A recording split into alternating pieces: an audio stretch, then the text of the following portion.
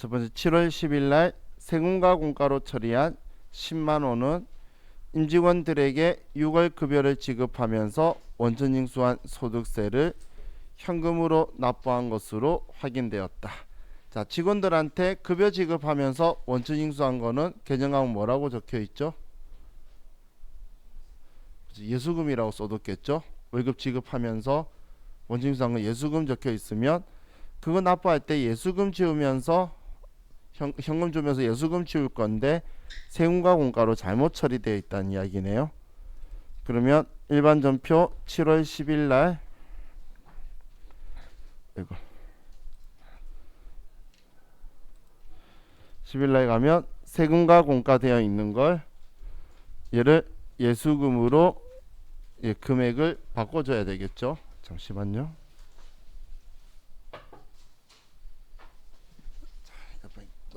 떠들어서 조용히 시켰어요. 자, 다음 안 가져왔어요?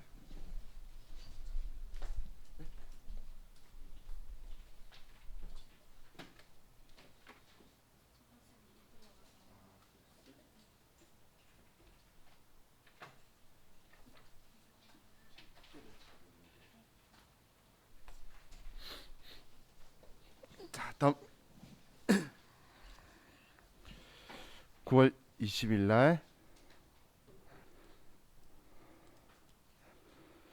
생산직 직원들에 대해 확정급여형 퇴직연금에 가입하고 600만 원을 보통예금 계좌에서 이체하여 납부하였으나 확정기여형으로 잘못 회계 처리되어 있다. 그럼 확정급여형이면 퇴직연금 운영자산이라고 해야 되는데 확정기여형 퇴직급여로 잘못 썼다는 이야기네요. 그러면 9월 20일 날 가서 이 퇴직급여라고 되어 있는 걸 우리는 퇴직연금 운용자산이라는 계정 과목으로 바꿔주기만 하면 되겠죠. 사실 말이 옳은 수정 문제지 그냥 분계 똑바로 할 줄 알면 다 할 수 있는 그런 내용이죠. 자, 다음 우리 결산 문제를 볼게요.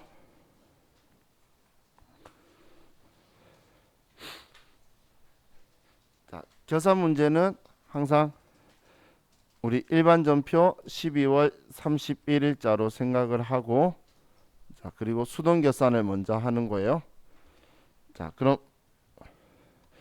1번 결산일 현재 영업 부분 건물에 대한 삼성화재 보험에 지급된 화재보험료의 상세 내역이다. 단 월할 계산하고 음수로 입력하지 말 것. 자, 보험기간은 올해 20년 7월 1일부터 21년 6월 30일까지 보험료 600만 원이고 보험료 납부일은 2020년 7월 1일 전액 비용 처리했대요. 우린 이게 중요한 정보죠. 자, 비용 처리했으면 우리는 내년 비용을 취소해 줘야 되겠죠. 근데 이렇게 날짜가 나오면 정말 좋죠. 절반은 올해 거고 절반은 내년 거잖아요.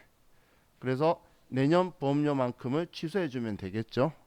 그래서 비용 처리했으니까 내년 거 취소하기 위해서 대변의 보험료 그리고 우리 영업 부분 건물에 대한 거니까 800번대의 보험료 절반 300만 원을 취소하고 그럼 차변에 이건 내년 거 미리 준 비용이니까 상급 비용이다라고 써주면 되겠죠. 그렇죠?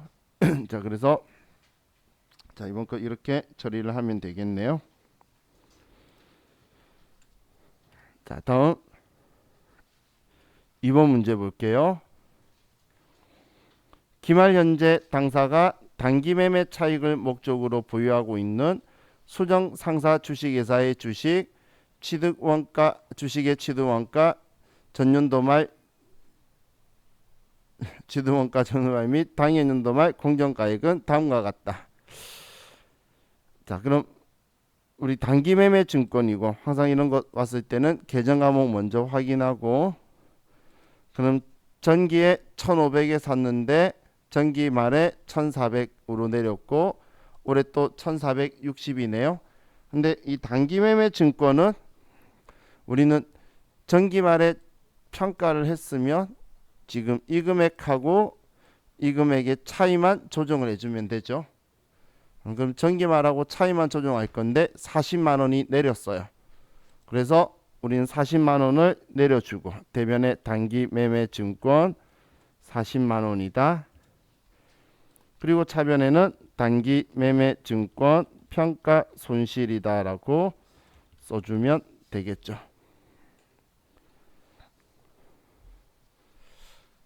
자, 다음 3번 당사는 기업회계 기준에 의하여 퇴직급여 충당 부채를 설정하고 있으며 기말 현재 퇴직급여 추계액 및 단기 퇴직급여 충당 부채 설정 전의 퇴직급여 충당 부채 잔액은 다음과 같다. 자, 그럼 우리 퇴직급여 충당 부채 설정 전 잔액이 영업부 거가 2,500인데 추계액이 2,800이면 300만 원만 더 추가하면 되겠죠. 또 제조부는 2,200인데 추계액이 2,600이면 400만 원만 더 추가를 하면 되겠네요. 자, 그럼 이건 계산자료 입력 가서 해도 되고 아니면 수동 계산을 만약에 하고 싶다면 우리 계산자료 입력 많이 해봤으니까 그럼 차변에 퇴직급여가 될 거고 대변에 퇴직급여 충당 부채가 되게 될 거죠. 이건 자동 계산해도 되고 수동 계산해도 돼요. 근데 수동 계산한다면 퇴직급여는 비용이기 때문에 800번 됐고 500번 됐고 구분해서 써줘야 되겠죠. 그럼 영업부 거는 800번 될 거고 퇴직급여 제조부 거는 500번 되고 추가해야 되는 게 300만 원 그리고 제조부 거는 400만 원 이렇게 해서 퇴직급여 충당 부채는 총 700만 원이 더 추가하게 되겠죠. 자, 이렇게 분개를 하셔도 되고 직접 12월 31일 날 이렇게 분개도 되고 아니면 우리 퇴직급여 전입의 임금 아래 거에 400 급여 아래 거에 300 써서 전표 추가를 해도 되고 그건 여러분들이 편하신 대로 둘 중 하나를 하셔도 되는 거예요.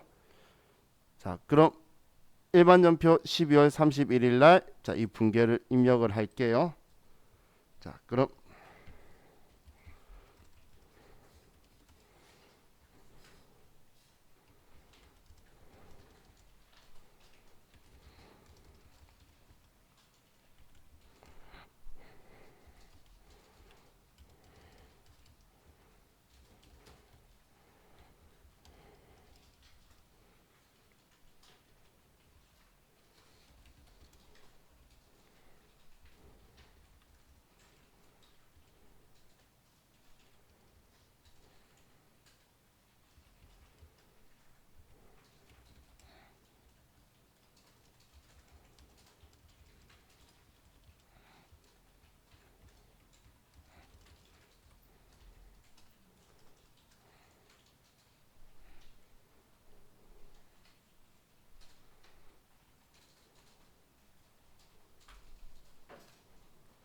자, 이렇게 수동 계산만 한 경우에는 계산자료 입력에는 아예 안 들어가도 되는 거예요. 굳이 꼭 들어갈 필요 없어요.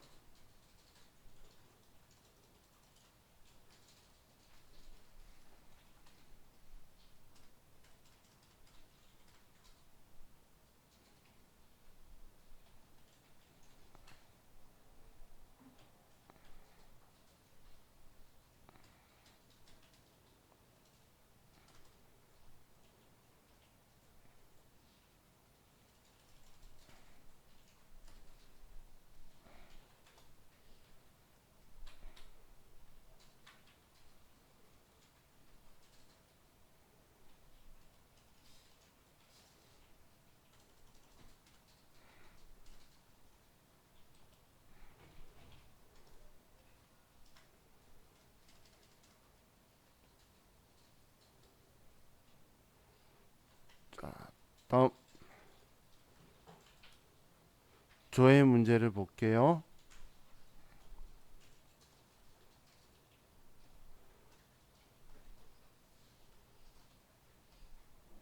자, 2020년 1월부터 3월까지 매입 세금 계산서 매수가 가장 많은 거래처명 및 매수를 입력하시오.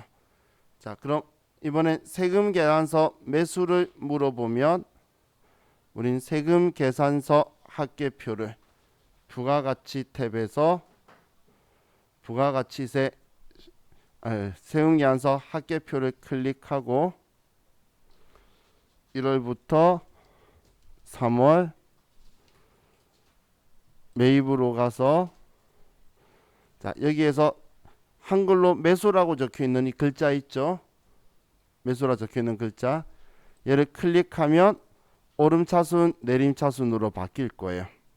얘를 클릭하면 그럼 지금 물어본 거는 가장 많은 매입이니까 지금 여기를 클릭해서 매수 클릭하면 물어본 게 가장 매수가 많은 거래처명과 경기 상사 그리고 매매다 이렇게 써줘야 되겠죠. 그죠? 자, 다음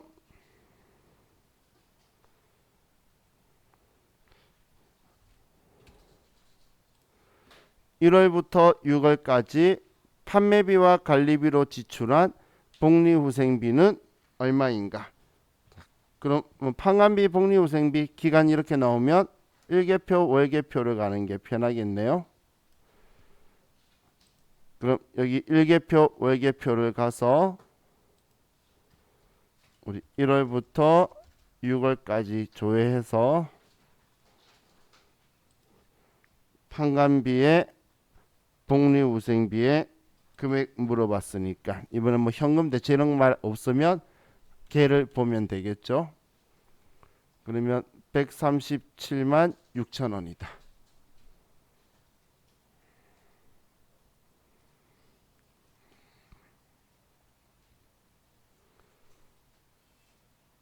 다음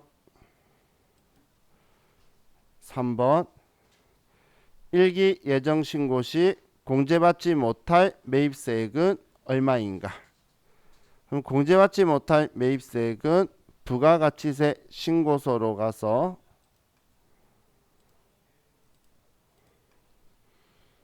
기간 1월부터 3월까지 하면 우리 여기 16번에 보면 공제받지 못할 매입세액이라고 있죠. 여기에서 세액을 물어봤으니까 32만 1천 원을 써주면 되겠네요. 32만 1천 원. 자, 그러면 이번 조회 문제도 끝이 났고, 자, 이제 이론 문제를 같이 봅시다.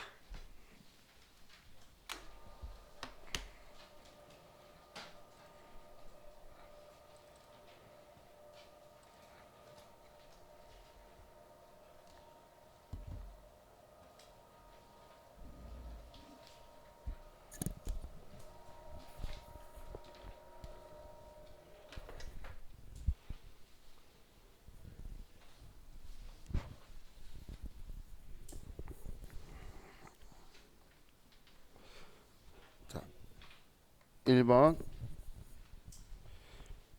다음은 회계거래의 결합관계를 표시한 것이다. 옳지 않은 것은 자, 첫 번째 수선비 10만 원을 현금 지급하다. 자, 수선비 10만 원 현금 지급했다라고 하면 즉 이분계죠. 차변에 수선비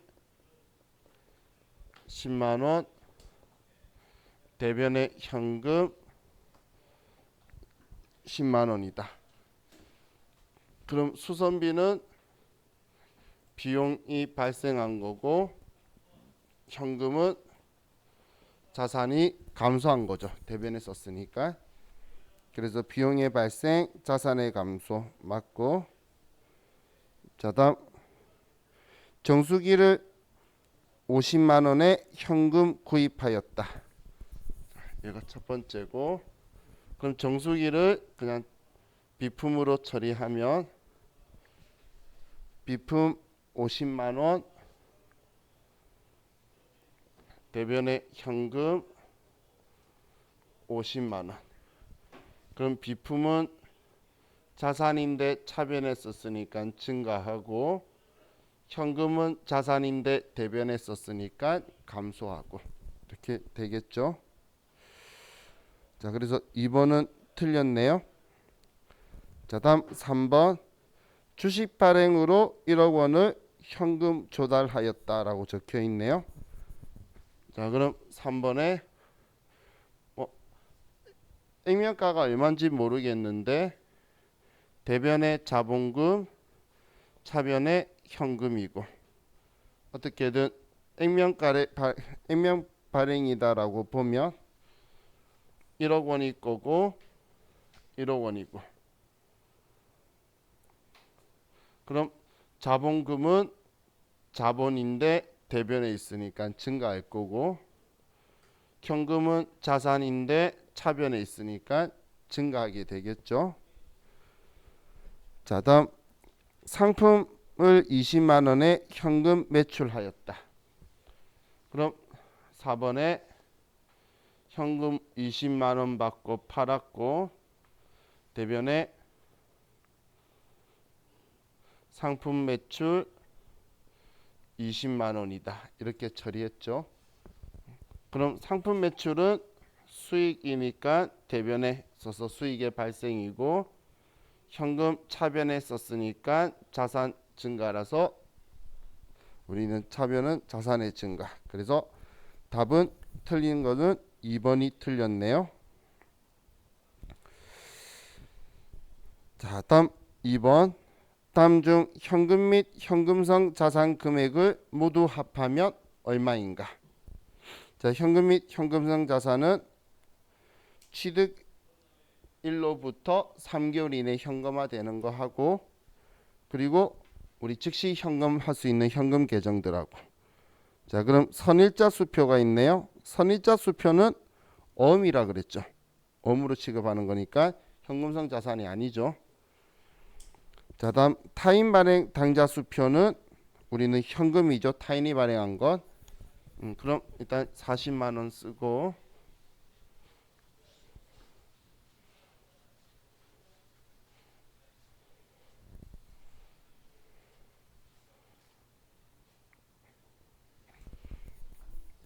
다음 당좌예금. 당좌예금은 현금성 자산으로 대표적인 계정 과목이죠. 당좌예금과 보통예금은. 그러면 50만 원 하고, 다음 차용 증서. 이거는 그냥 우리 돈 빌린 거죠. 근데 차용 증서는 우리가 가지고 있다면 뭔가 상대방이 돈 빌리고 나한테 준 거예요. 그럼 나한테는 대여의 성격인 거예요. 어떻게든 현금성 자산은 아니고, 취득 당시 만기가 2개월인 양도성 예금 증서. 취득일로부터 3개월 이내면 양도성 예금 증서라더라도 얘는 60만 원은 현금성 자산이죠. 그럼 합은 150만 원이 되게 되겠네요. 그래서 답은 4번이 되네요.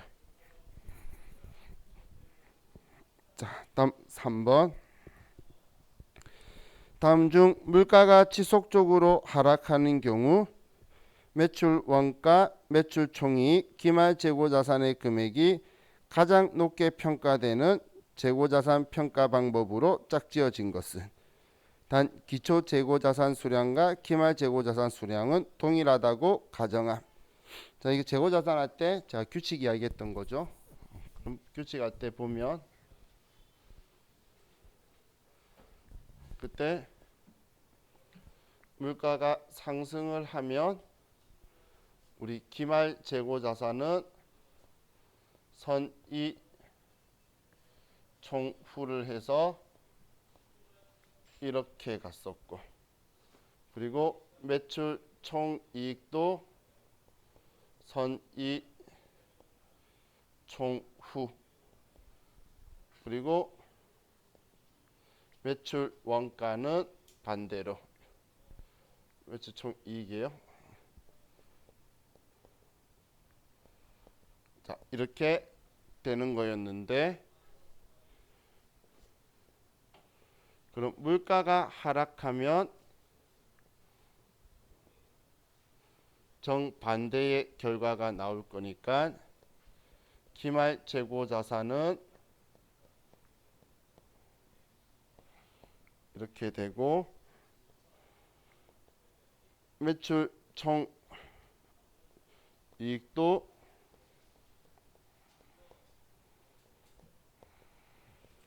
그러면 매출 원가는 이게 기말 재고 자산의 규칙이었죠. 그죠? 자, 그럼 여기에서 지금 물가가 지속적으로 하락하는 경우니까 이거고, 여기에서 지금 물어본 거는 금액이 가장 높은 것들, 그럼 매출 원가가 가장 높은 거는 선입선출법이고, 얘는 다음 매출 총이익이 가장 높은 거는 후입선출법이고, 기말 재고 자산이 가장 높은 것도 후입선출법이고, 그래서 답은 3번이 되겠네요. 그죠?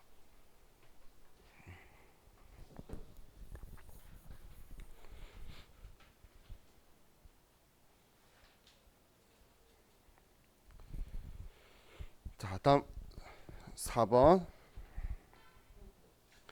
다음 중 유형자산의 정의와 인식 조건에 해당하지 않는 것은? 자, 유형자산 이야기예요.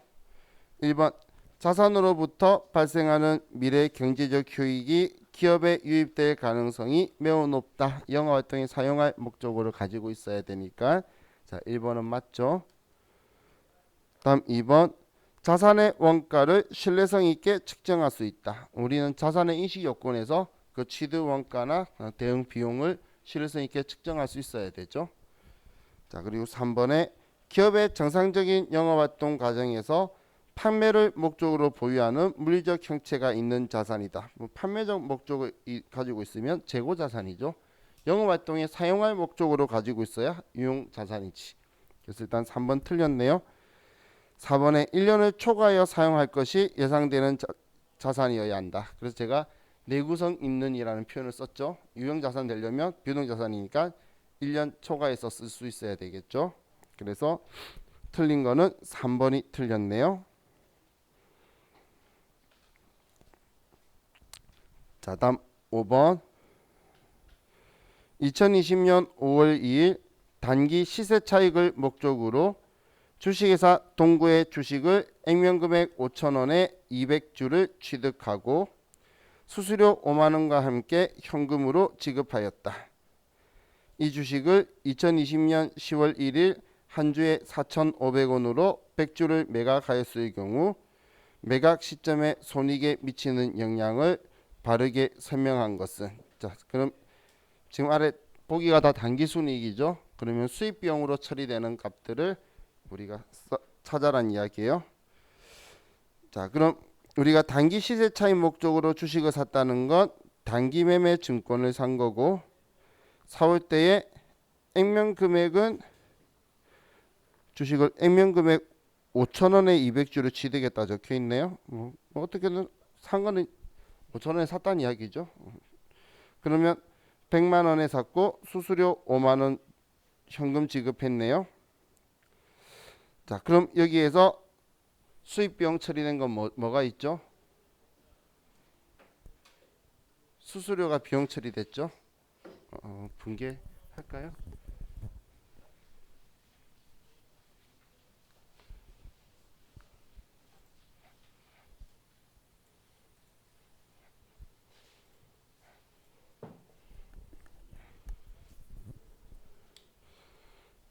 보면 우리 단기 매매 증권을 사면서 차변에 단기 매매 증권 100만 원 그리고 수수료 비용 900번대 5만 원 그리고 우리 이 돈을 다 현금으로 지급했다. 이렇게 돈을 지급했다라는 이야기죠. 그죠? 자, 그럼 이 상황에서 우리는 10월 1일 날 4,500원에 100주 절반을 매각했어요. 그러면 절반을 매각했으면 단기 매매 증권 적혀 있던 거 절반을 지워야 되죠. 대변에 단기 매매 증권 50만 원이 나가게 되고, 그런데 우리는 지금 얘를 4,500원에 100주를 팔았어요. 그럼 돈 어떻게 받은가 안 적혀 있으니까 차변에 현금으로 45만 원 받았으면 5만 원만큼 단기 매매 증권 처분 손실이고, 얘도 영업의 비용으로 처리하게 되죠. 자, 그럼 지금 이 상황에 대해서 우리 매각했을 때 시점에 우리한테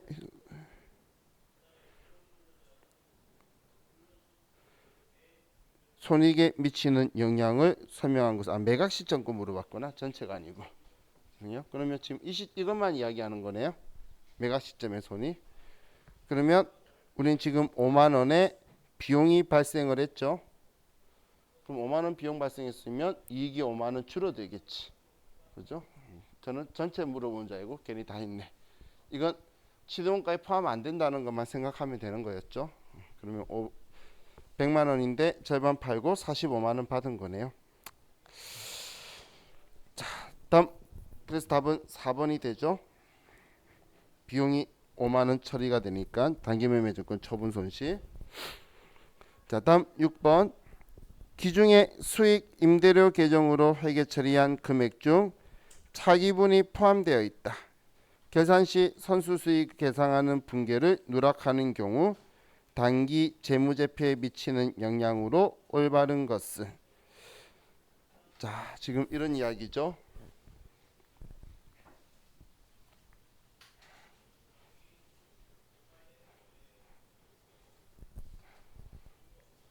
자, 우리가 단기에 수령할 때 임대료 수익 계정으로 전부 다 처리했대요. 자, 예를 들어서 100만 원인데 절반은 올해 거, 절반은 내년 거라고 봤을 때 우리가 수령할 때에 차변에 현금 100만 원, 대변에 임대료 100만 원 이렇게 처리를 했다는 거예요. 수익으로.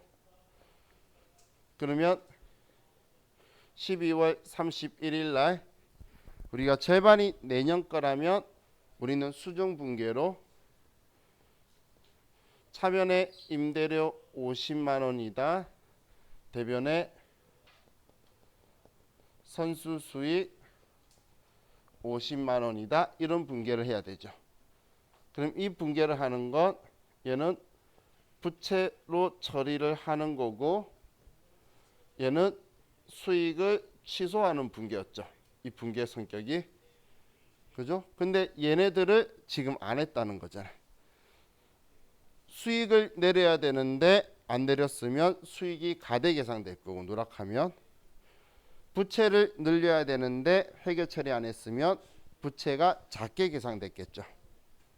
지금 문제에서 물어보는 거는 우리는 지금 이 회계 처리를 누락한 경우에 재무제표에 미치는 영향이잖아요.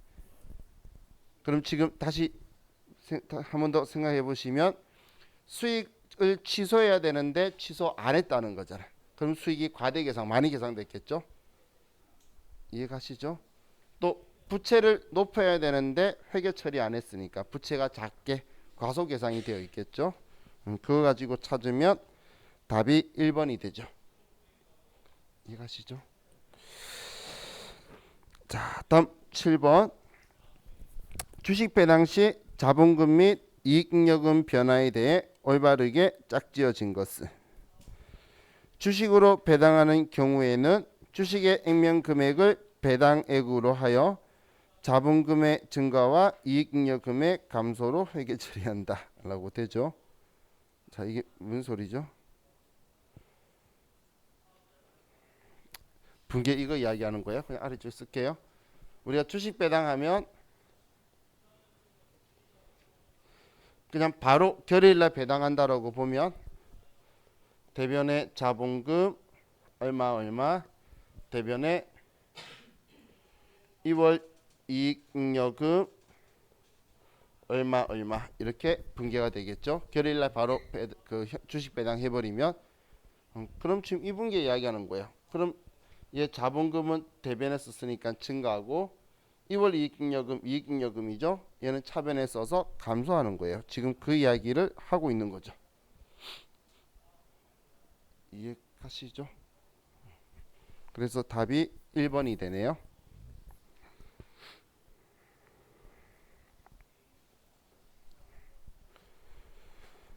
자, 다음 8번. 다음 중 재화의 판매에 대한 수익인식 요건에 해당하지 않는 것은. 자, 재화 판매에 대한 수익인식이에요. 1번 재화의 소유에 따른 유의적 위험과 보상이 구매자에게 이전된다. 우리는 팔았다고 하려면 산 사람한테 어느 게 이전이 되어야지 팔았다고 수익 인식할 수 있겠죠. 이번에 판매자는 판매한 재화에 대하여 소유권이 있을 때 통상적으로 행사하는 정도의 관리나 효과적인 통제를 할 수 없다. 그래야 내가 빌려줘서 임대료라고도 이야기할 수 있는 거죠. 다음 3번 거래와 관련하여 발생했거나 발생할 원가를 신뢰성 있게 측정할 수 있다. 제가 우리 수익 이야기할 때 수익인식 요건 중에 그 대응되는 원가 비용을 신뢰성 있게 측정할 수 있어야 되는 것도 수익의 인식 기준의 중요한 요소다라고 언급을 했었어요. 자, 다음 우리 4번에 진행률을 신뢰성 있게 측정할 수 있다. 우리 진행률 측정해야지 수익 인식할 수 있는 건 용역에 대한 거죠. 근데 지금 문제는 재화에 대한 수익 인식 요건이기 때문에 진행률이라고 하는 건 용역에 대한 거죠. 우리 장소나 기술이나 건물 짓는 거나 이런 거 진행률을 가지고 공사비나 예상 비용 비율만큼 수익을 인식하는 이런 형태를 쓸 거예요. 자, 그래서 4번이 틀렸네요. 자, 다음 9번 원가에 대한 다음 설명 중 틀린 것은. 자, 원가 회계네요. 1번 직접 재료비와 직접 노무비는 기본 원가에 속하고 직접 노무비와 제조 간접비는 가공 원가에 속한다. 맞죠? 다음 2번 조업도가 증가함에 따라 단위당 고정비는 일정하지만 단위당 변동비는 감소한다. 자, 우리 조업도가 증가할 때 단위당 고정비는 이거였죠. 고정비의 단위당 단가는 반비례 곡선이었죠. 지금 이제 둘이 반대로 이야기하고 있죠. 변동비의 단위당 원가는 일정하게 제가 설명할 때 그때 짜장면 한 그릇에 밀가루 200원 이야기하면서 설명했던 것 같아요. 그죠? 그럼 단위당 원가는 변동비는 단위당 원가가 이렇게 됐었고 고정비는 단위당 원가가 이렇게 반비로 해서 월세에서 우리 이야기하면서 이야기했던 건데 얘는 지금 반대로 이야기하고 있죠. 그래서 2번은 틀렸고 3번에 조업도가 증가함에 따라 변동비 총액은 증가하지만 고정비 총액은 일정하다. 총원가를 이야기하는 거예요. 그럼 조업도가 증가함에 따라 변동비는 총원가가 이렇게 증가하고 고정비의 총원가 그래프는 이렇게 일정한 상태가 나왔죠. 이걸 이야기하는 거예요. 자, 다음 4번에 매물 원가는 과거에 발생한 원가로 현재 의사결정에 영향을 미치지 못한다. 우리 매물 원가는 이미 내가 선택해서 해버린 거고 그래서 이제 미래 의사결정에 영향 못 미치는 비관련 원가라고 이야기를 했었죠. 그래서 얘 맞고 그래서 틀린 답은 2번이 틀렸네요. 자, 10번 주식회사 한국은 4월 중 5만 원의 직접 재료를 구입하였다. 직접 재료 4월 초 재고는 만 원이고 4월 말 재고는 2만 원이다. 4월 총 제조 원가는 20만 원이고 제조 간접 원가는 3만 원이면 이 4월 직접 노무 원가는 얼마인가?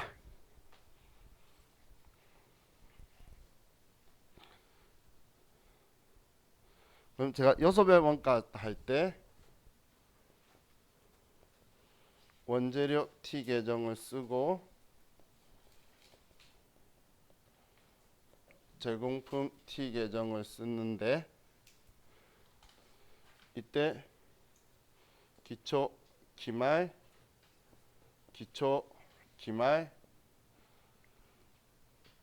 단기 총 제조 원가 단기 제품 제조 원가 매입 사용액. 그럼 얘가 직접 재료비, 직접 노무비, 제조 간접비가 된다고 했고 얘가 이렇게 갈 거라고 했어요. 자, 그럼 지금 물어보는 건 얘 직접 노무비 얘를 물어보고 있죠. 질문이. 자, 그럼 다시 문제를 처음부터 보면 4월 중 5만 원의 직접 재료를 구입하였다. 그러면 5만 원을 구입을 했죠. 그죠? 다음 직접 재료의 4월 초 재고는 만 원, 4월 말 재고는 2만 원이다. 그러면 기초는 만 원, 기말은 2만 원이다. 이렇게 한 거네요.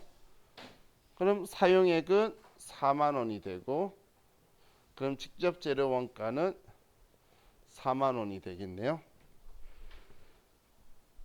다음 4월 총 제조 원가는 20만 원이고 얘 다 합이 20만 원이고 그리고 제조 간접 원가가 3만 원이래요. 자, 그럼 얘 7만 원인데 얘 다 합이 20만 원이라 그러면 13만 원이 직접 노무 원가가 된다라는 거네요. 그래서 답은 2번이 된다. 그렇죠? 자, 다음 4번. 11번 죄송해요. 자, 다음 중 실제 개별 원가 계산과 정상 개별 원가 계산에 대한 설명으로 옳지 않는 것은 자, 1번 실제 개별 원가 계산은 분자의 실제 제조 간접비 합계액을 분모의 실제 조업도를 사용하여 제조 간접비 배부율을 구한다. 우리 배부율 구할 때에 실제 총 제조 간접비를 실제 우리 조업도로 나눠주는 거였죠. 그래서 1번은 맞고 2번 정상개별 원가 계산은 분자의 예정 제조 간접비 합계액을 분모의 예정 조업도를 사용하여 제조 간접비 배부율을 구한다. 그럼 배부율 구할 때 예정에서 예정을 나눠주는 거였죠. 그냥 이렇게 표현할게요. 다음 3번에 실제 개별 원가 계산에서 실제 제조 간접비 배분은 개별 제품 등 실제 조업도에 곱하기 제조 간접비 실제 배부율을 사용한다. 맞죠? 우리는 실제 계산할 때는 무조건 실제만 쓴다라고 했어요. 자, 그럼 4번에 정상 개별 원가 계산에서 예정 제조 간접비 배분은 개별 제품 등의 예정 조업도 곱하기 제조 간접비 예정 배부율을 사용한다. 자, 예정 배부율에다가 실제 조업도를 곱하는 거였죠. 근데 여기는 예정 조업도라고 적어서 4번이 틀렸네요. 제가 공식 가지고도 질문이 나온다라고 전에 언급했었죠. 이런 경우들이에요. 자, 다음 12번 다음 자료를 이용하여 매출 원가를 계산하면 얼마인가? 예, 이것도 써야겠네.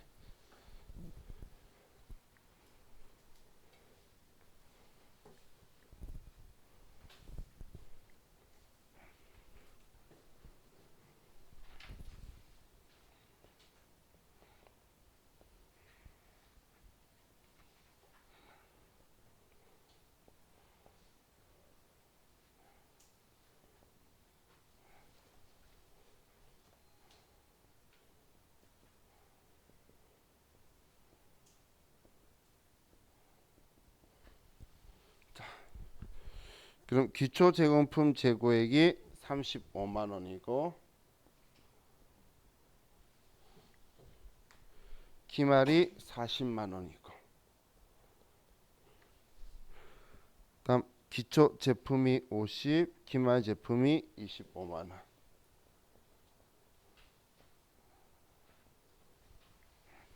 그리고 단기총 제조 원가가 100만 원이다.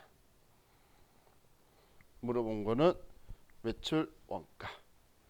자, 그럼 얘 계산하면 95만 원이 단기 제품 제조 원가가 되죠.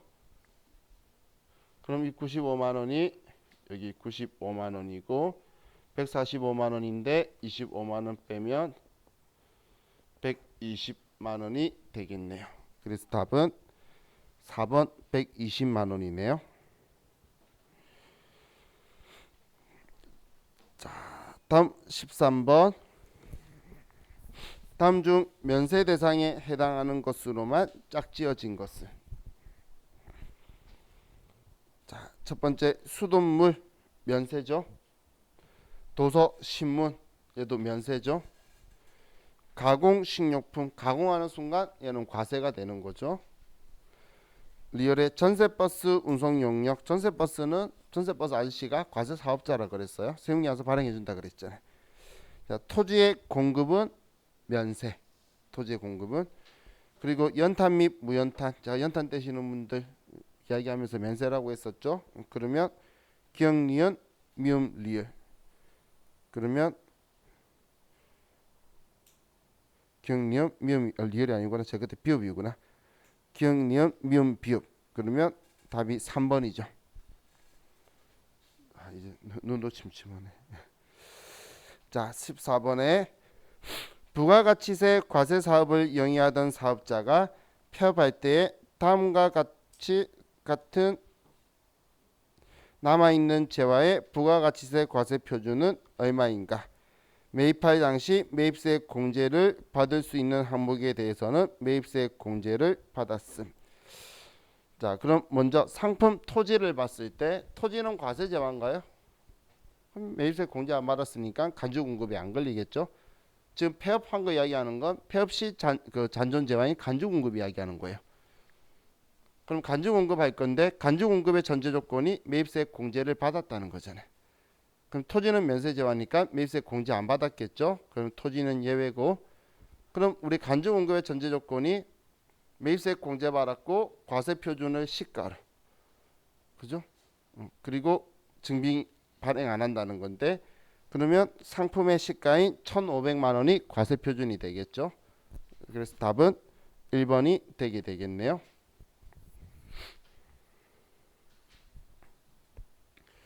자, 다음 15번.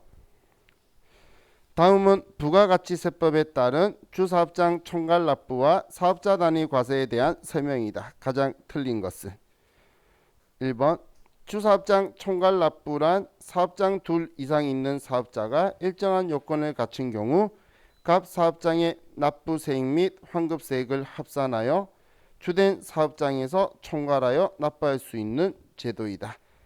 맞죠? 주사업장 총괄납부 제도가 주사업장에서 총괄해서 납부할 수 있는 그런 형태의 제도죠.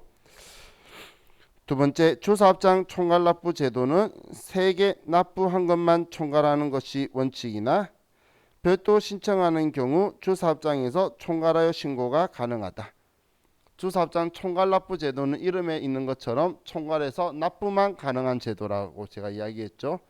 그래서 2번은 틀렸고, 3번에 사업자 단위 과세를 적용받는 경우 세금 계산서의 발급 수치, 부가가치세 신고 납부 및 수정 신고, 경정 청구 모두 주된 사업장에서 총괄하여 이루어진다. 지금 사업자 단위 과세 제도는 사업자 등록번호를 일치시키기 때문에 주 사업장에서 모든 업무가 메인으로 다 일어나는 거죠. 그래서 3번은 맞고, 4번 주사업장 총괄납부와 사업자 단위 과세 모두 원칙적으로 적용받고자 하는 과세기간 개시일 20일 전까지 관할 세무서장에게 신청하여야 적용이 가능하다. 신청이지만 혹시 미래를 위해서 승인을 득할 필요는 없다라고 했어요. 자, 그래서 답이 드린 건 2번이네요. 자, 우리 이렇게 하면 자, 우리 92회차 특별회차까지 풀어봤고, 이제 문제 내용 난이도가 자, 여러분들 보셨을 때